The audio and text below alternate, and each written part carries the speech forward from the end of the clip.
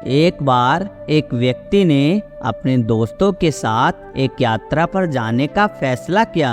यात्रा के दौरान उसने एक गलत कदम उठाया जिससे उसकी मंजिल तमाम उम्र तक उसे ढूंढती रह गई। इस दर्दनाक अनुभव से उसे यह सीख मिली कि जीवन में सही संगति का ठीक प्रकार से चयन करना बहुत जरूरी होता है। आपकी संगति आपके जीवन का आधार होती है। अगर आप अच्छे लोगों की संगति में रहते हैं तो आप भी अच्छे बनते हैं। वहीं अगर आप बुरे लोगों की संगति में रहते हैं तो आप भी उनकी तरह बन जाते हैं। इसलिए अपनी संगति का चयन ठीक प्रकार से करें। इस कहानी से हमें यह सीखने को मिलता है कि सही संगति का चयन करना हमारे जीवन को कैसे प्रभावित कर सकता है और कैसे हमें अपनी सफलता को हासिल करने में मदद मिल सकती है।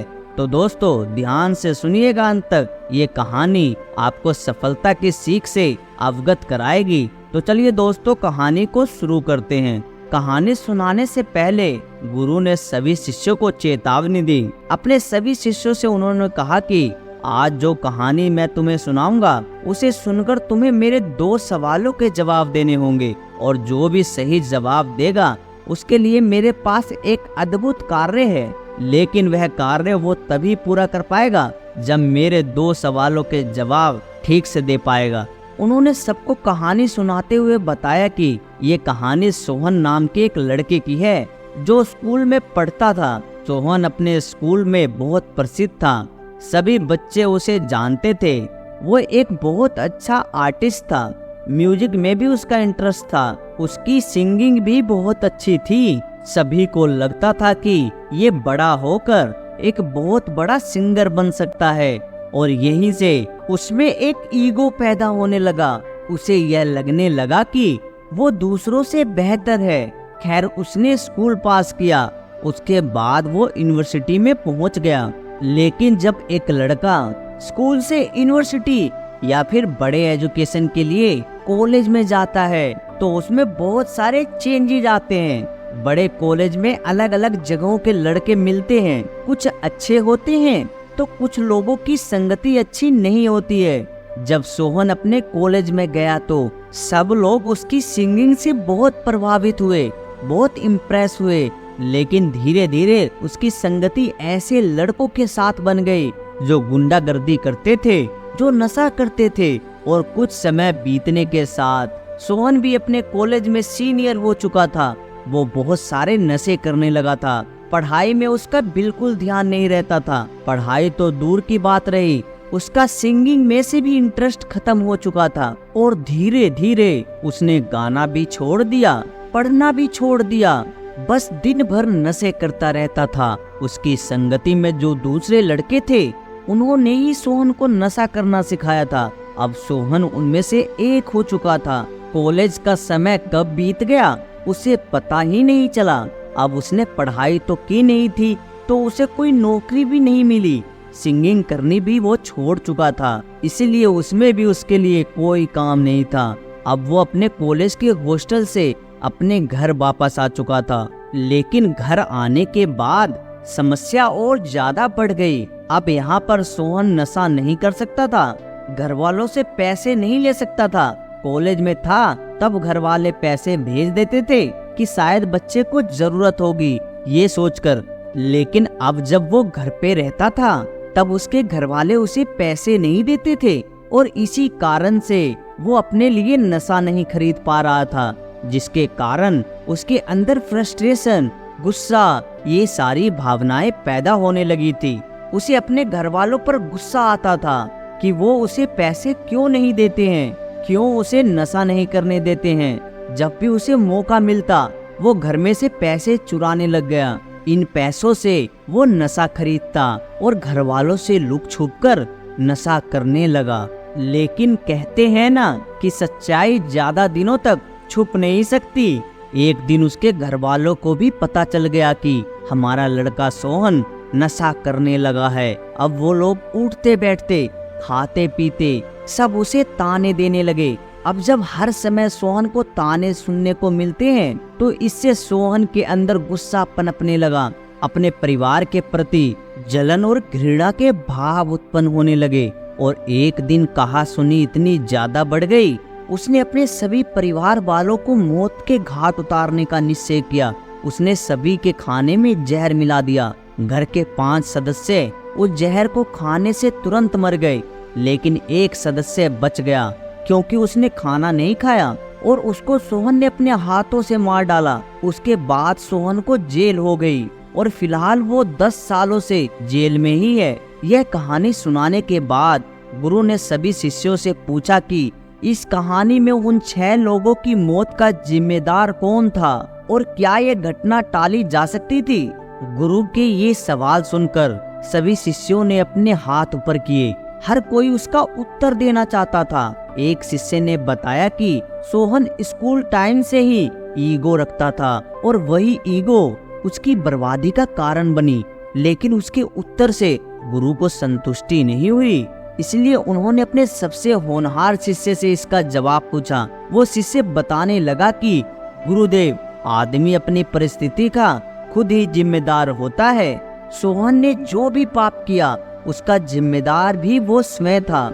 अपने आप को वो इस पाप से बचा सकता था, लेकिन अब इस पाप का कोई प्रायश्चित नहीं है। सोहन का अपने घर वालों के प्रति व्यवहार नशे के कारण बदला था। अगर उसे जीवन में नशा नहीं मिलता तो ये घटना टाली जा सकती थी और नशा उसे संगति के कारण मिला। अगर कॉलेज के दिनों में वह सही संगति का चुनाव करता तो शायद ये घटना कभी होती ही नहीं। शिष्य ने आगे कहा कि कॉलेज के दिनों में थोड़ी बहुत शरारतें तो सभी बच्चे करते हैं, उसमें कुछ बुरा नहीं है। प्यार मोहब्बत भी करते हैं, उसमें भी कुछ बुरा नहीं है। लेकिन नशा करना सबसे बुरी आदत होती है। नशा आपको एक ऐसी दुनिया में धकेल देता है जहां से आप कभी वापस नहीं आ सकते। सोहन चाहता तो दूसरे बच्चों को अपना दोस्त बना सकता था, उसकी संगति में शामिल हो सकता था, लेकिन उसका एक गलत कदम उसे जुर्म के काले दलदल में फंसा कर चला गया। सिंगिंग उसका पैशन था। अगर उसमें वो मेहनत करता रहता तो शायद वो अपनी मंजिल भी हासिल कर लेता, लेकिन नशे में पड़कर वो अपने लक्ष्य को भूल चुका था। इसीलिए मनुष्य को अपनी संगति का चुनाव हमेशा ध्यान पूर्वक करना चाहिए। एक बुरी संगत एक आदमी को सलाखों के पीछे पहुंचा सकती है और वहीं पर एक अच्छी संगत उसके लक्ष्य को हासिल करने में उसकी सहायक हो सकती है। गुरु ने अपने उस होनहार शिष्य से पूछा कि फिर इंसान को कैसे संगति का चुनाव करना चाहिए और कोई भी संगत चुनते समय उसे किन बातों का ध्यान रखना चाहिए। शिष्य ने बताया कि जो लोग हमेशा आपकी बुराई करते रहते हैं, आपके मुंह पर आपकी तारीफ करते रहते हैं, तो ऐसे लोग चाटुकार होते हैं। उनके मन में आपके प्रति कोई भावना नहीं है, वो सिर्फ दिखावा करना चाहते हैं, आपको अपने बस में करना चाहते हैं। इसलिए ऐसे लोगों से, ऐसे संगत से आपको हमेशा सतर्क रहना चाहिए। जो लोग गुंडागर्दी करते हैं, लड़कियों को छेड़ते हैं या फिर नशा करते हैं, ऐसे लोग पूरे समाज के लिए घातक साबित होते हैं। इसलिए जवानी के जोश में ऐसे लोगों की संगति से हमेशा बचकर रहना। कहीं जवानी का जोश तुम्हें सोहन की तरह सलाखों के पीछे ना पहुंचा दे। एक और श्रेणी के लोग भी दुनिया में पाए जाते हैं और यह सबसे ज्यादा अनोखे होते हैं, क्योंकि जीवन भर आप इन्हें समझ नहीं पाएंगे। ऐसे लोगों के लिए आप जीवन में कितना भी कुछ कर ले, कितनी भी उनकी सहायता कर ले, ये आपके कभी अपने नहीं हो सकते। जिस प्रकार सांप का स्वभाव डसने का होता है, उसी प्रकार ऐसे लोगों का स्वभाव धोखा देने का होता है। ऐसे लोगों से आपको हमेशा सतर्क रहना चाहिए, सावधान रहना चाहिए। भले ही आप उनसे प्यार करते हैं, उनके लिए अपनापन रखते हैं, लेकिन ऐसे लोग आपके लिए कोई भावना नहीं रखते। आपको यह बात जितनी जल्दी समझ में आ जाए, उतना ही आप अपने आप को धोखे से बचा सकते हैं, वरना तो जीवन भर ऐसे लोग आपको धोखा देते रहेंगे और आप हमेशा दुखी होते रहेंगे। आपकी भावनाएं हमेशा आहत होती रहेंगी और ऐसी परिस्थितियों में सबसे ज्यादा दुख होता है, क्योंकि ये हमारे अपने ही होते हैं। उनके प्रति हमारा प्रेम होता है। हम अपनी पूरी निष्ठा के साथ ऐसे लोगों की सहायता करना चाहते हैं, लेकिन सिर्फ आपके चाहने से ऐसे लोग सुधर नहीं सकते। लेकिन ऐसी परिस्थिति में अड़चन तब आती है जब ऐसा सदस्य हमारे परिवार का ही होता है, हमारा कोई अपना ही होता है। हम उसे छोड़ भी नहीं सकते और हम उसे सुधार भी नहीं सकते। ऐसी परिस्थिति में क्या किया जाए? तो इसका जवाब है एहसास कराना चाहिए कि तुम गलत हो। तुम दूसरों की भावनाओं को ठेस पहुंचा रहे हो, उन लोगों को धोखा दे रहे हो जो तुम्हारी सहायता करना चाहते हैं, जो तुम्हारे लिए कुछ भला सोच रहे हैं। और धीरे धीरे शायद उन्हें ये एहसास हो जाए कि जो भी आप कर रहे हो वो उनके लिए ही कर रहे हो, ना कि अपने फायदे के लिए। तो हो सकता है शायद उनमें थोड़ी इंसानियत जन्म ले ले। बहुत सारे युवा लड़के किसी ऐसी लड़की से प्रेम कर बैठते हैं जो उनके लिए कोई भावना नहीं रखती। वो उनके लिए सब कुछ करते हैं, उनकी हर प्रकार से सहायता करते हैं, लेकिन बदले में उन्हें कुछ नहीं मिलता। वो लोग सिर्फ अपनी नजरों में गिर जाते हैं, अपने ऊपर संदेह करने लगते हैं। इसीलिए मदद करने की भावना उसी के लिए रखो जो उसका हकदार है, जिसको सच में जरूरत है और जो उस सहायता की कद्र करता है, ना कि मदद करने वाले को बेवकूफ समझता है। फर्क होता है दोनों में। किसी की आप सहायता करेंगे तो एक प्रकार के इंसान ऐसे होते हैं कि आपके पीछे से आपकी बुराई करेंगे कि मैंने उसे बेवकूफ बना दिया, और दूसरे ऐसे लोग होते हैं जो हमेशा आपकी मदद के प्रति कृतज्ञ रहेंगे और जरूरत पड़ने पर वो हमेशा आपके एहसान का बदला चुकाएंगे। इसीलिए दोनों में फर्क करना सीखो। कौन आपको धोखा दे रहा है और कौन आपके साथ हमेशा खड़ा रहने वाला है। शिष्य ने आगे बताया कि एक संगत ऐसी भी होती है जो ना तो अच्छी होती है और ना ही बुरी होती है। ऐसे लोग बस काम नहीं करना चाहते, हालांकि वो किसी का बुरा भी नहीं करना चाहते। ऐसे लोगों की संगति से भी मनुष्य को दूर रहना चाहिए, क्योंकि ऐसे लोगों के जीवन में खुद का कुछ लक्ष्य उनका होता नहीं है और वो आपकी अपने लक्ष्य तक पहुंचने में कोई सहायता नहीं कर सकते। उल्टा और आपको लक्ष्य से भटका देंगे। ऐसे लोग आप में आलस्य पैदा कर देते हैं। जब आप उनको खाली देखोगे, उनकी बेफजूल की बातें सुनोगे, तो आपके दिमाग में भी आलस्य पनपने लगता है। आलस्य छुआछूत की बीमारी की तरह होता है।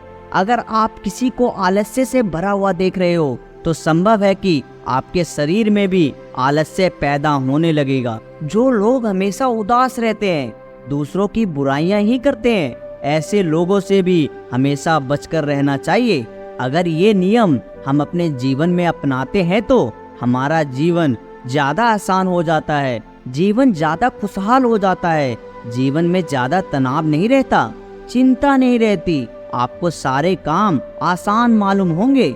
आप अपने जीवन में सफलता की सीढ़ी चढ़ते चले जाएंगे। इसीलिए चाहे हुनर कम भी हो, लेकिन संगति अच्छी हो तो आप अपनी मंजिल तक पहुंच ही जाओगे। और इसके विपरीत आप चाहे कितने भी हुनरमंद क्यों ना हो, अगर आपकी संगति बेकार है तो आप अपने लक्ष्य से आज नहीं तो कल भटक ही जाओगे। गुरु अपने शिष्य से ये बातें सुनकर बहुत प्रसन्न हो गए। उन्होंने अपने शिष्य की पीठ थपथपाई और उसको आश्रम की एक बहुत बड़ी जिम्मेदारी सौंपते हुए बताया कि तुम इस आश्रम के होनहार शिष्य हो। तुम्हारे मार्गदर्शन से शिष्य बहुत कुछ सीख सकते हैं। दूसरों के साथ साझा करो। ज्ञान हमेशा बांटने से बढ़ता है। और इसी के साथ गुरु वहां से प्रस्थान कर गए। तो दोस्तों, कैसी लगी ये कहानी कमेंट सेक्शन में जरूर बताएं।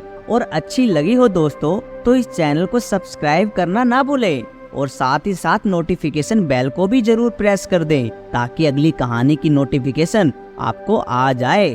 धन्यवाद दोस्तों, मिलते हैं अगली कहानी के साथ। तब तक के लिए आप अपना ध्यान रखें। नमो बुद्धाय।